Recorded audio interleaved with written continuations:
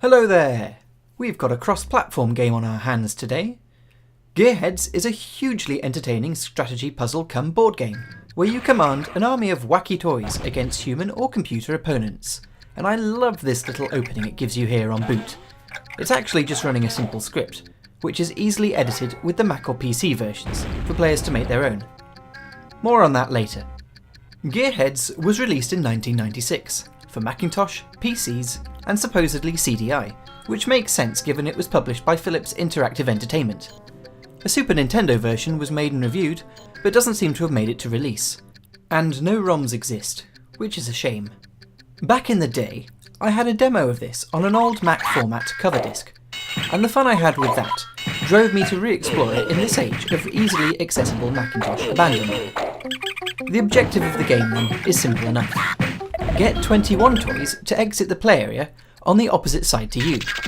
The opposing AI, or player 2, will naturally be trying to do the same. So the toys, the stars of the game. Each one has a specific ability, and we'll look at some of those now. The big yellow bulldozers trundling along here are called Big Owls. Slow and heavy, these can shove toys coming at them back the way they came, potentially netting players extra points. The egg timer at the bottom, by the way, signals how much wind your next toy will have. If there isn't enough wind for them to get across, you can give them a helping hand. Literally.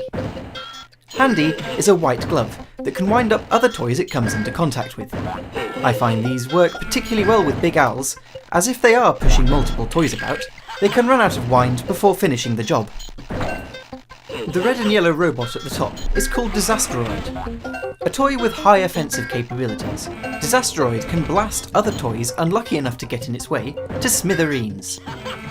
Next up is Deadhead, who is about to make contact with Crush Kringle, the wrestling Santa. Deadhead scares the toys into going the other way, making it a prime defensive choice.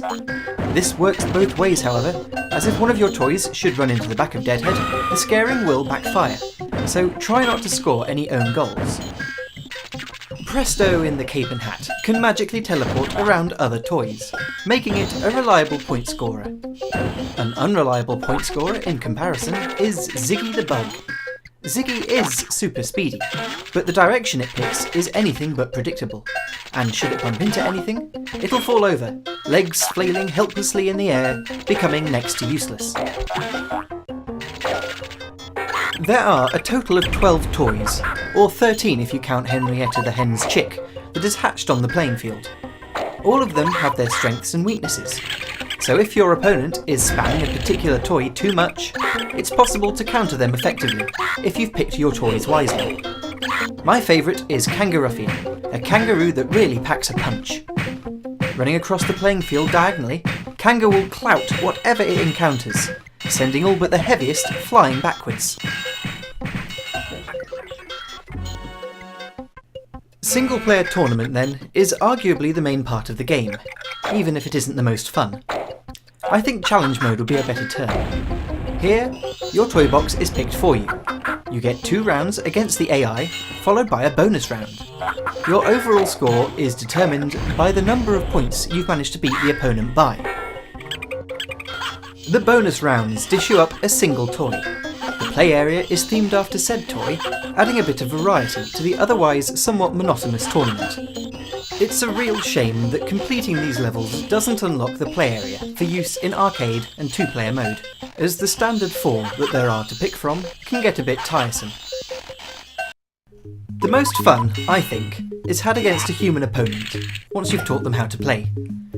Pick the stage, the number of different toys you have in your toolbox, and whether or not to toggle power-ups. You can then make your toy selection before diving into the match. Power-ups add a bit of spice to a round. If a wind-up key appears on your opponent's side of the play area, any toy that passes over it will grant you a power-up. This of course applies to your side too, meaning it's possible to make a mistake and accidentally grant a goodie to your opponent. In this example, Crush Kringle has slammed the ground and made a nearby toy switch direction. In doing so, I've broken my own arrow. Nicely done, me. The colour palette on the Mac is 256, which is fairly typical of the era, making the pre-rendered sprites look reasonably good. All other visuals, it has to be said, are a bit drab. The game's music, playing in the background of this video, is in MIDI format, and admittedly, isn't all that good either in my opinion. The tune from the standard tiled stage is quite memorable, and sticks out as the track that personifies Gearheads the most. All in all, I do think Gearheads is a pretty cool concept, and it's great fun when played with a friend. You can play pretty strategically, and often things will get pretty manic when there's a lot of toys in play. It could, however, have done a lot more with the ideas that underpinned this. Perhaps it was rushed out to market, or most likely the constraints of the CDI hardware limited what it was able to do. Even the game's trailer has a bit of a dig at it. Gearheads? I hate that game. Nevertheless, it's worth trying out, and I've included download links in the description. Finally, I mentioned earlier that the intro sequence could be customised. This is done outside the program in a specific file, editable with the text editor. You can specify the location and timing of the spawning of toys, as well as a couple of power-ups. It's not the easiest thing to do, and definitely takes a bit of trial and error in order to achieve what you want. So, here's my attempt.